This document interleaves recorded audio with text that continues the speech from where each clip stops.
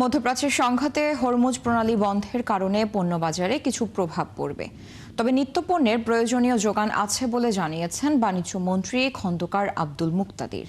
সকালে ভারতীয় হাইকমিশনার প্রণয় বর্মার সাথে বৈঠক শেষে সাংবাদিকদের প্রশ্নের জবাবে একথা জানান তিনি।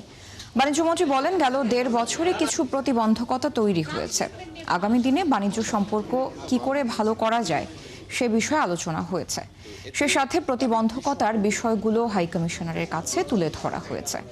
গেল অর্থ বছরে ভারত বাংলাদেশের মধ্যে $11 বিলিয়ন দ্বিপাক্ষিক বাণিজ্য হয়েছে বলে জানান বাণিজ্যমন্ত্রী। ট্রান্সশিপমেন্ট নিয়ে আলাদা করে আলোচনা নয়, তবে সম্মিলিতভাবে সবকিছুকে এগিয়ে নিতে চায় বলে জানিয়েছেন ভারতীয় হাইকমিশনার প্রণয় বর্মা। যদি হরমুজ প্রণালী বন্ধই হয়ে যায় লম্বা সময়ের জন্য, এটি তো সি নেভিগেশনের জন্য সামুদ্রিক রুটের জন্য এটা খুব একটা গুরুত্বপূর্ণ একটা রুট। তো এরকম পরিস্থিতির উদ্ভব হলে জাহাজ ভাড়া বেড়ে যায়, আর এটা তো সবাই আমরা বুঝতেই পারি। জাহাজ ভাড়া বেড়ে গেলে প্রত্যেকটা পণ্যের উপর সেটার একটা প্রভাব হয়। নিত্য প্রয়োজনীয় আমদানি পণ্য, আমাদের জ্বালানি, এই সমস্ত দিক দিয়ে শঙ্কার কোনোই কারণ নাই।